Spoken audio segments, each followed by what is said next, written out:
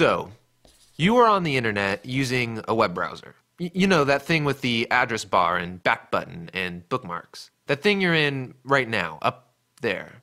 Yeah, that's your web browser. If you're like me, when you're on your computer, you spend something like, I don't know, 90% of your time on the internet in a browser. There's emails, chatting, you're reading news, watching videos, playing games, you're buying things, just to name a few. Which kind of makes the web browser the most important program on your computer. And if you think about it, it hasn't always been this way. You see, web browsers were first designed a long time ago with the old internet in mind. You know, back when it was slow and mainly just words with links that just send you to more words with links, back before all of these innovations. So some guys at Google asked, what if we redesigned the web browser from scratch with an eye towards the new web? You know, maps, video, and web apps that are a lot more dynamic. And so they created Chrome, a web browser that's crazy fast on today's internet. And it's sleek and more secure, but mostly it's really fast. I mean, my biggest question when I boot up my computer is how long till I get on the internet, right? I mean, if there isn't any internet, I might not even use my computer. Did you know that even the fastest computers will still take like 45 seconds to boot up?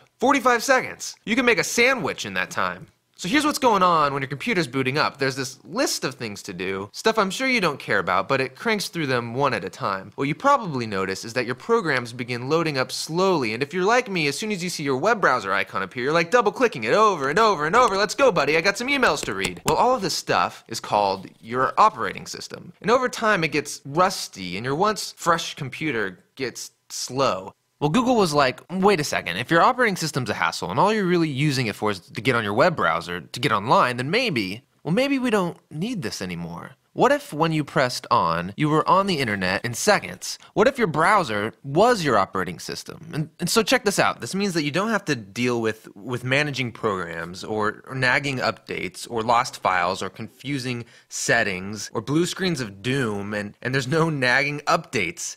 Just your browser. Which means you can still listen to music, you can watch movies, interact with friends, you're creating documents, you're playing games, you're writing your emails, you're doing all of this stuff that you were already doing on the internet. But here's the thing, none of this is stored on your computer. What? None of it, you ask? Yeah, none of it. Really nothing? Yeah, nothing is stored on your computer.